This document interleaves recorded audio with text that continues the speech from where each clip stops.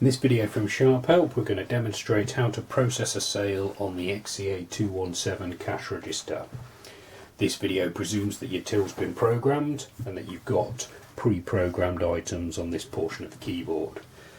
First thing to check is that the till is in reg mode and that you have someone logged in. You can tell on the display that the till's in reg, REG, and 01 indicates that operator 1 is signed in to use the machine. If you've got preset PLUs on the machine, you simply press your items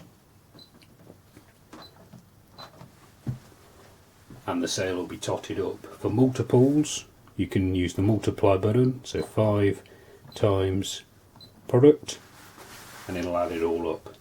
Once you've entered all your items, you can subtotal and then type in the amount of money paid if the customer is paying by cash, and then you'd simply hit the TLNS key. If they were paying the exact amount by card, we can clear off that entry and simply press the CR button here.